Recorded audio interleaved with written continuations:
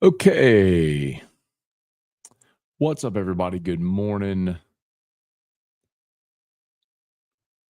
Welcome to a Monday edition of Morning Scone presented by Brock, the Baton Rouge Orthopedic Clinic, Parish Construction and Roofing. If you need an orthopedist, you go to Brock. If you need a roof, you call Parish. Unique Physique, uniquephysique.com, Restored Motions, restoredmotions.com. How about it, y'all? The Hoodats snapped their 7-game losing streak. Darren Rizzi, a winner in his debut for the Saints, and wasn't pretty, wasn't awesome, but anytime you beat Atlanta, I'm down with it. If you watched our immediate reaction show, I know there's a lot of Saints fans that kind of want to see the team lose and get the best draft pick, understanding you're not going anywhere. Um, and I'm with that. I also don't think this is a team that's going to lose out. I don't think they're tanking, obviously. Um, and anytime you can beat Atlanta and potentially limit their ability to be whatever they're trying to be, I'm for it. So great. Um, uh, it was a day that was certainly imperfect. Atlanta outgained you by 100 yards. They doubled your rushing total.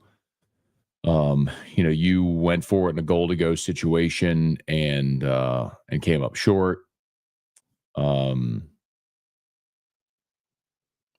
but ultimately they missed 3 field goals. And Younghoe Koo has been really good. I mean, he beat you the first time with that 58-yarder he nailed, and he missed 2. He missed 1, doinked 1, and then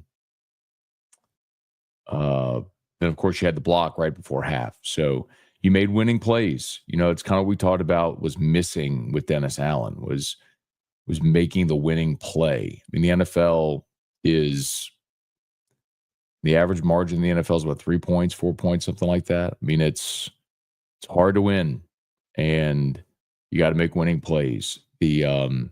The interception by Tyrann Mathieu, the blocked field goal.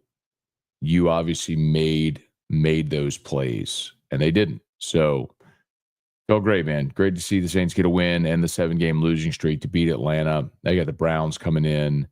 You know,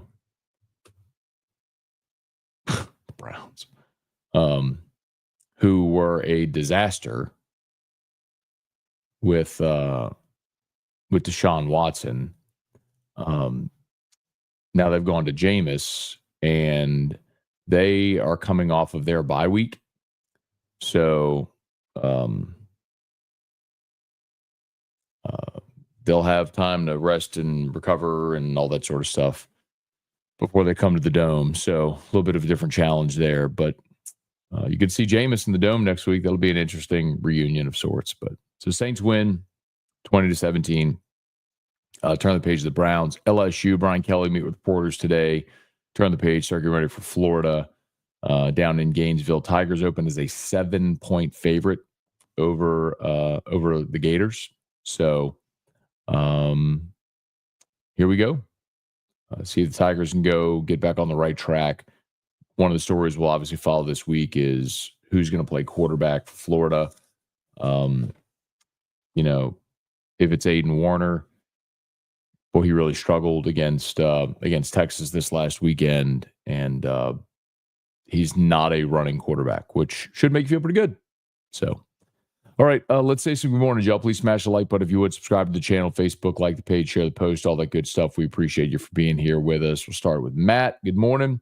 Tried to tell people Milroe is going to run all over LSU. Haven't stopped to run all year. Arkansas got behind. A running back was injured. They had to throw, rinse and repeat. Yeah, I mean, there's validity to that, Matt, but you can't hand wave what they did against Arkansas. Jaquindon Jackson did leave the game, but Taylor Green was playing, and you can't say they got behind and so had to throw. They got behind because your defense played great and stopped them from scoring, and your offense built a lead. You can say the same thing about the second half of Alabama LSU. So you can't hand wave that performance. And at times they have stopped the run. And quite honestly, they did very well against Alabama, stopping the interior run from the running backs. What they didn't stop was the stretch and zone plays when Milroe got to the edge. Cajun Country Matt, we need red face screaming rant to start AFR. Your rant from 2020 came in my feed. Yeah, I'm not going to do that today.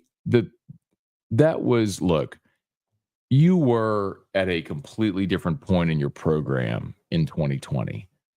You were coming off a national championship, and what we had seen unfold that year already was, you had lost an embarrassing loss to Mississippi State.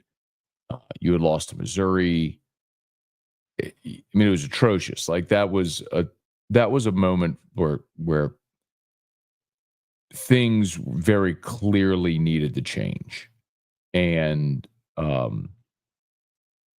what happened against Alabama in 2020 was wholly unacceptable on every level. Now, same thing is true for yesterday, but a bigger part of Saturday, or I should say, is it's a reminder that you're not there yet on your roster, ready to compete for championships. Can you put together a great game plan and have a good matchup that fits? And yeah, you can. You're just not there yet to where you dictate the terms to another team, So a lot of it is going to be matchup based. Like this week against Florida is a better matchup for you.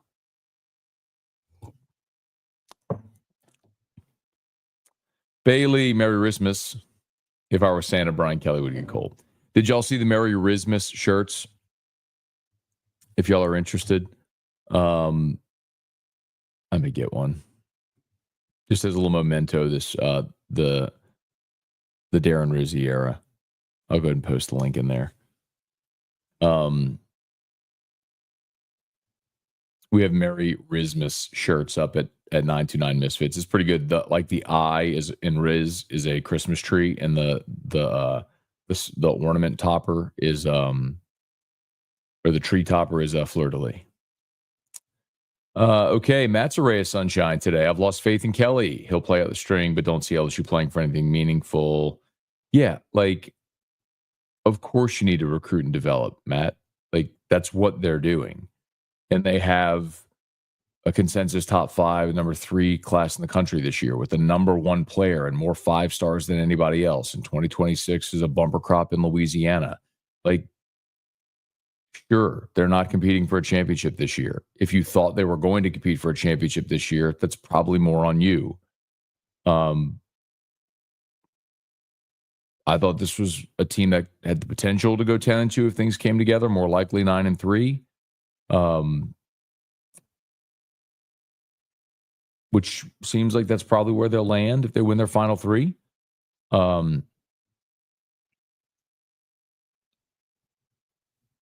But I mean, I don't know what else you expect. This wasn't a team that was going to contend.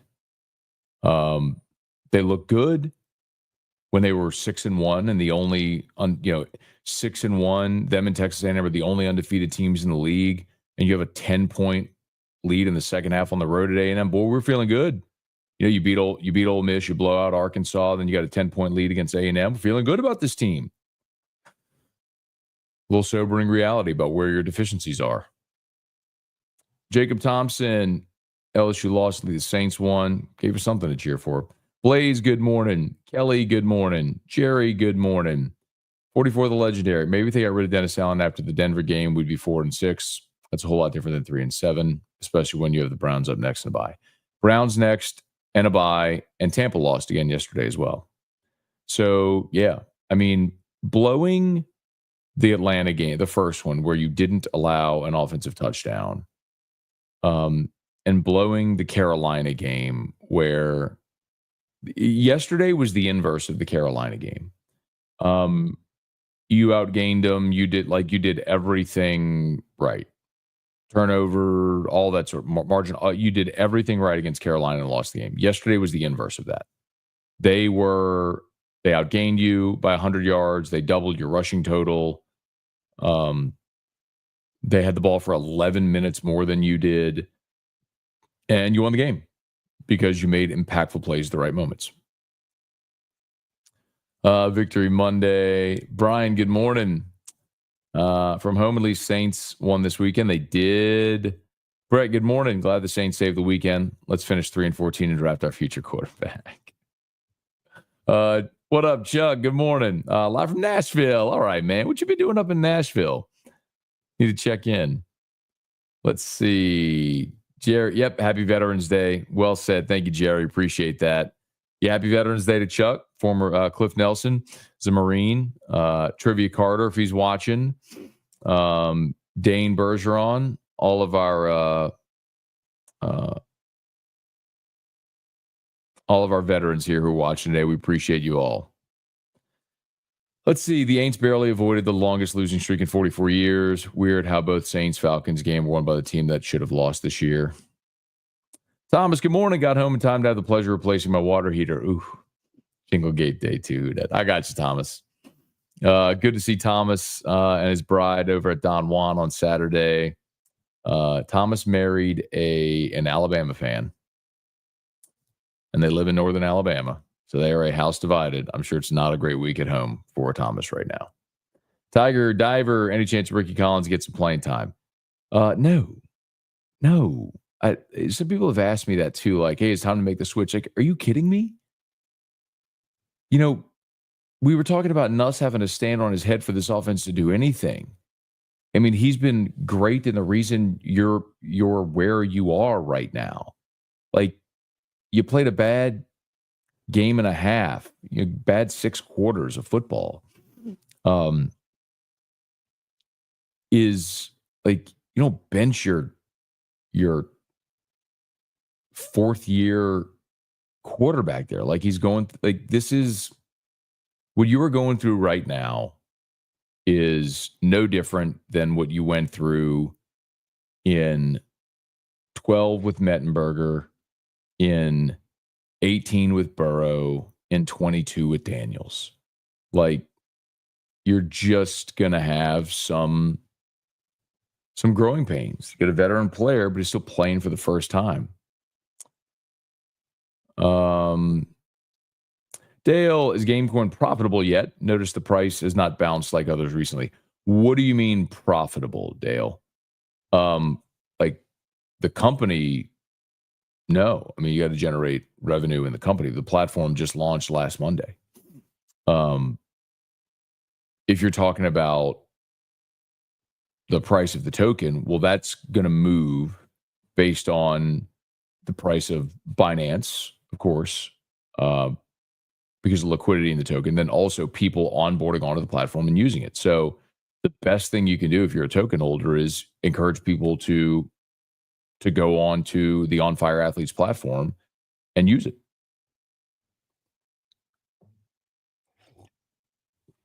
Let's see. Falcons are salty and mad. I love it. Brant, good morning. Is it more LSU doesn't have the dudes, or should we accept that Brian Kelly has been known to not be prepared on the important games? So I just don't buy that Brian Kelly isn't prepared in important games. Like, I know that was a narrative from Notre Dame, but my contention there is Notre Dame fans are delusional about their lot in life. Hang on. I'm going to finish that point. I got to go turn off Drew's sound machine. I'll play the jingle for Thomas. So give me 30 seconds. I'll pick up that thought, Brand. Parish Construction and Roofing. At Parish, we've got you covered. From the top of your roof, all the way down. Parish Construction and Roofing. Parish built. Parish built. Parish built. From your hometown. ParishBuilt.com. Okay. Parish Construction and Roofing, ParishBuilt.com. So, all right. The narrative about Brian Kelly not coaching in big games comes from Notre Dame fans because they would win a lot and then they would get to the BCS championship game or the playoff and they would lose. And the point that I made to them all throughout that transition with Brian Kelly, and really all the time that Kelly was at Notre Dame, was Notre Dame does not have the players. Look, let me go pre-Brian Kelly. Go back to Charlie Weiss. Notre Dame kept getting into BCS games. Sugar Bowl against LSU, a Fiesta Bowl against Ohio State. And every time they did, it was the same result. They got dump trucked.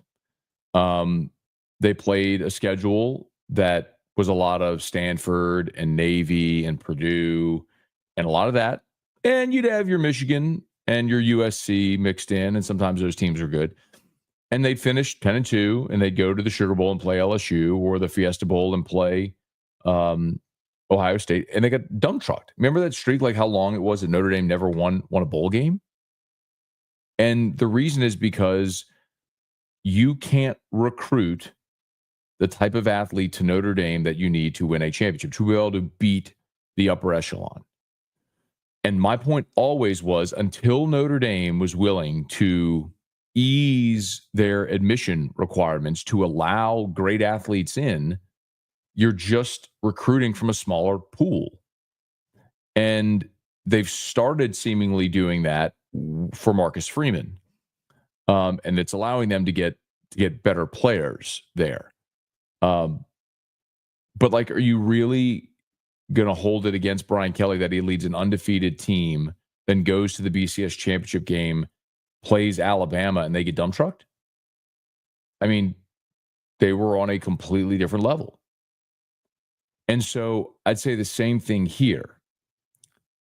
You've got to get a roster that is able to compete for a championship. Like, you don't have, like, look at LSU's defense. Look at LSU's defense. Who on that defense do you look at and go, that's an NFL dude?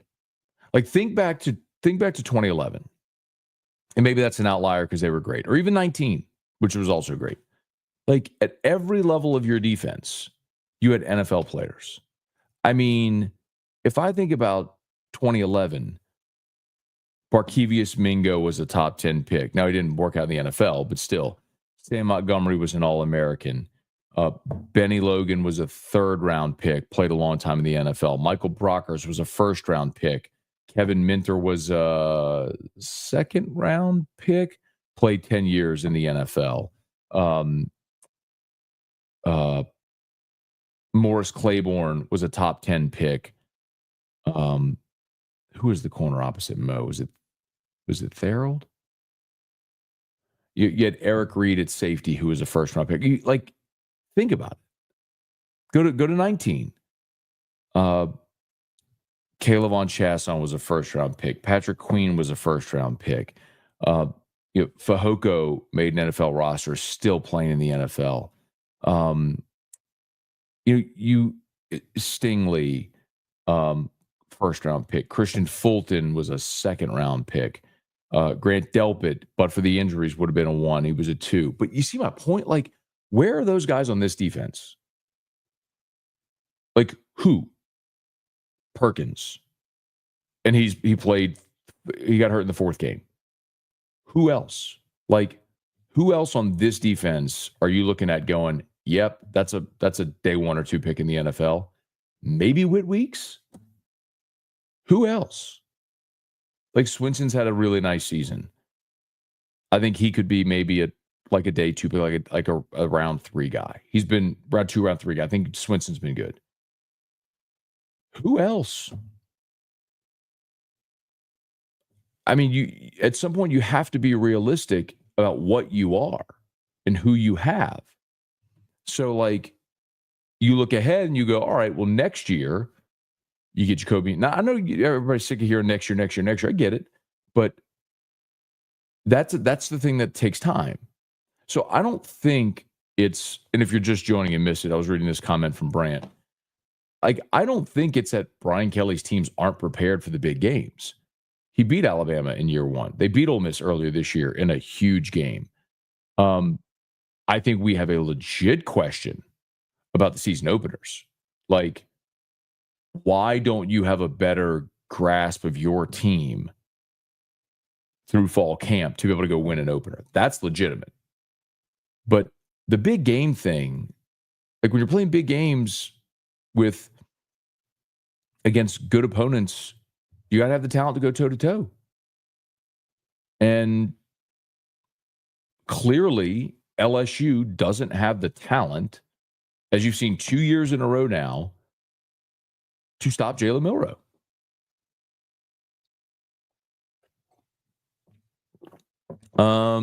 Rex, good morning. Jerry, Richie, morning ahead and drop all the kids at school. Good morning. Good morning to the Brumfield kiddos. Wade, good morning. This is a stretch, but is the Saints 100% mathematically out of the playoffs? No. Look, if they went out and go 10-7, I think they'll be in, but they're not going to win out. I don't know that I see them winning at Green Bay. I don't know that I see them winning at Tampa. I don't know that I see them beating the Rams, although you do get that game at home. I think you can beat Cleveland this week, although Cleveland's coming off a bye. And I think you can beat the Raiders at home. I think that's probably the two that you get, which puts you at 5. And maybe you snag another one somewhere else, which gets you to 6. But I think that's probably what you're staring at. My pick for this team before the year was 6-11, and I think that's probably mapping to accurate. Gumulligan, with our playoff chances all but eliminated, we'll see who really wants to play, who quits with 3 winnable games left. We're now playing for honor. LSU program means more than a playoff bid to not finish the season strong at 9-3. I agree with that. I'll be curious to see if there's opt-outs and things like that as well. That's something always worth keeping an eye on. Spurge, good morning. Matt, O-line has been the biggest disappointment. This is like Edo saying his defense was the best after Randall left for Baylor. It's a good comp.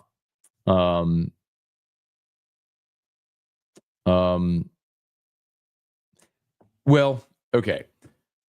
It is worth mentioning, though, just for clarification. Ogeron did say that. And that 2020 defense became the worst scoring defense in the history of LSU. They allowed 35 a game, I believe, in 2020. This offensive line isn't as bad as that defense by comparison. But this line was hyped by me too as maybe the best line in the country. And they've been great pass blocking, but their inability to run block is stunning. I don't think any of us saw this. Brad, good morning. Couldn't figure out why I have to go this way. Stuck. Go this way. Yep, there you go. Drew sings songs, everything. Go this way, and that way. Surprised the polls only dropped us 21. Happy Veterans Day. Brett, hey, Mick, is DA still a good coach? Because 10 times out of 10, DA finds a way to lose that game. Falcons fans crying sad tears. Saints crying happy tears.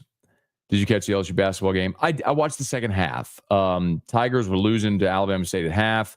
Just at the under 8-minute mark, they kind of hit a kick, and I think outscored them like 34-11 the rest of the way, won by double digits. I think Alabama State just couldn't shoot once LSU turned up the defensive pressure. So that was encouraging. I like the rim protection this team has as well. And you got really good guard play. You know, if you want to win in the tournament, you need good guard play. And your Sears, Carter, Bailey, the transfers all look really good right now. So, yeah, man. I like 2 games in, they play Thursday against Kansas State. So a much better test. We'll see how they look. Trivia, good morning. Happy Veterans Day. Elijah, morning, Matt. Thinking about the game, we didn't do anything Brian Kelly has been preaching. Playing complimentary, protecting the ball, being disciplined, making critical plays. Yeah. I would say the most frustrating thing about Saturday is coming out of A&M, and we talked about this on Locked On if you want to go check it out, Locked On LSU. The most frustrating thing is coming out of A&M, there were 3 things that you needed to work on: turnovers, stopping the running quarterback, and special teams, notably the field goals. Well, you made your field goals, but you lost turnover battle 3-0, and you allowed Jalen Milroe a career day, 185 rushing yards.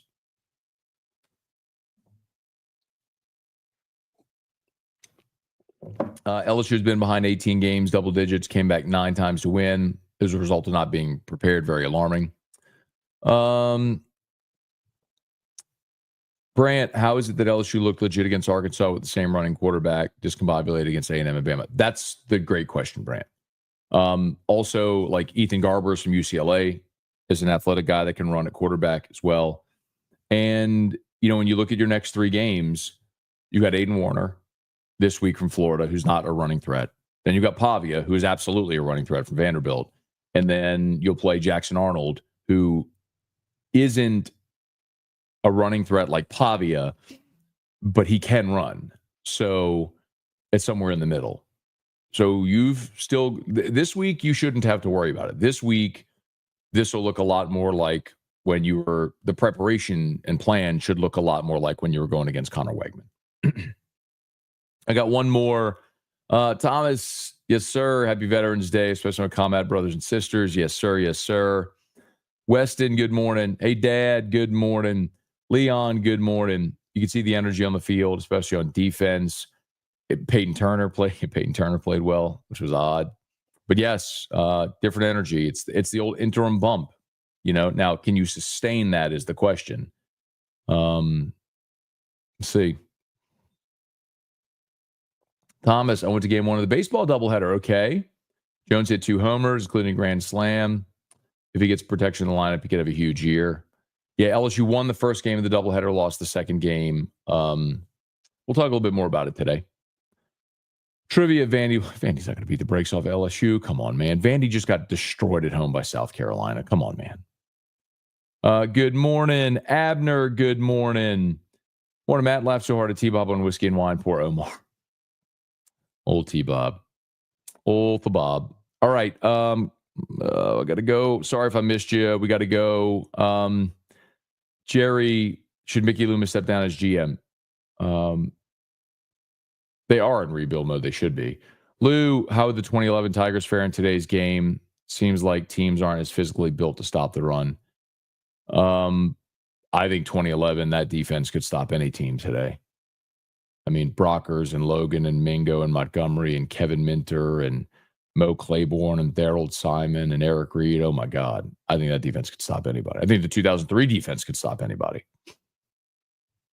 Okay, I got to go. Y'all have an awesome day. Yes, here you go. I got to go. Y'all have an awesome day. Please smash the like button, subscribe to the channel. As always, our great sponsors are linked in the description on YouTube and tagged on Facebook. Locked on LSU is live, so please go check it out on your favorite podcast app or on YouTube, and we'll see you for AFR at 3. Y'all